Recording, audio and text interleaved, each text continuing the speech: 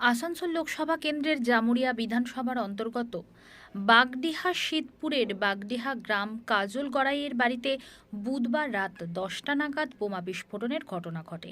এই ঘটনায় বাড়িতে কেউ না থাকায় হতাহতের কোনো খবর পাওয়া যায়নি। এই ঘটনায় গোটা এলাকায় ব্যাপক উত্তেজনা ছড়িয়ে পড়ে। খবর পেয়ে জামুরিয়া থানার পুলিশ এলাকায় আসে। যদিও তৃণমূলের জেলা সভাপতি নরেন্দ্রনাথ চক্রবর্তীর দাবি, কাজল গড়াই ওই এলাকার একজন বিজেপির নেতা, তার বাড়িতে বোমা মজুত করা ছিল। রামনবমীর দিনে সেই বোমা ফেটেছে। আমি শুনেছি সেই ঘটনায় কেউ আহত হয়েছেন। আরও থাকবে এদিকে, এই তো এই গিটিগুলো হবে, নতুন গিটি লাগছে এদিকে।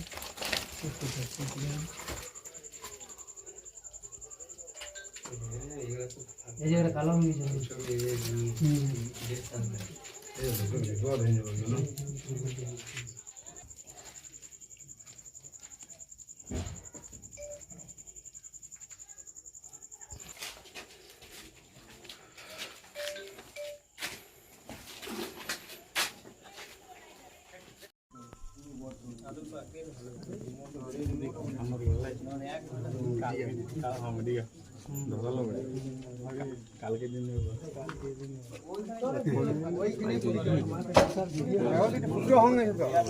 যে ওই দিক থেকে একদম মানে ফট করে একদম ফুটোই দিয়েছে, যে সব একদম চিৎ ছাতুর করে দিয়েছে। মেয়ে আমার ভয়ে একদম ঘর ঢুকে গেছে। ঘরে যেয়ে আমার ছেলেকে ফোন করে যে তোমরা বাড়িতে এসো, বাড়িতে একটি বোম নাকি ফুটি গেল খুব জোর, তাই বললে। তখন আমরা এলাম ঘরকে, এসে পরে দেখছি স্যার এই অবস্থা এরকম হয়ে আছে। স্যার দেখুন, আমাদের কারোর সঙ্গে এমনি শত্রুতা কিছু নাই।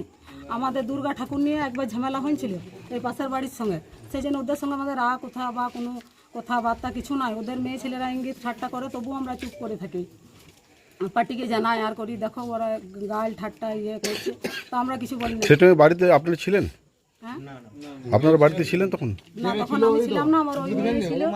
ওই মেয়ে বলবে, বলুন দেখুন। কি নাম আপনার? আমার নাম রায়ধনী শীল।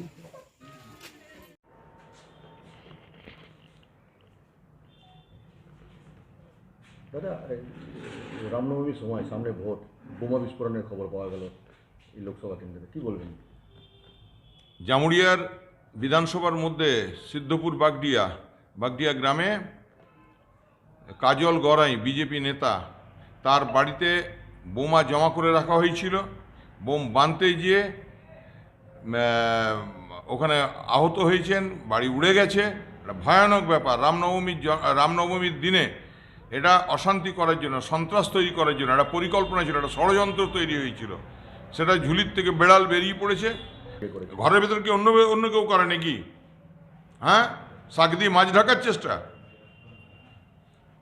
বিজেপি যে খনি অঞ্চলে, শিল্পাঞ্চল ষড়যন্ত্র করছে ভোটে অশান্তি করার, আমরা আগেই খবর পেয়েছিলাম রামনবমীর দিন অশান্তি হতে পারে। তাই আমাদের দলের কর্মীরা সক্রিয় ছিলেন, প্রশাসনকেও আমরা অনুরোধ করেছিলাম, প্রশাসন সক্রিয় ছিল।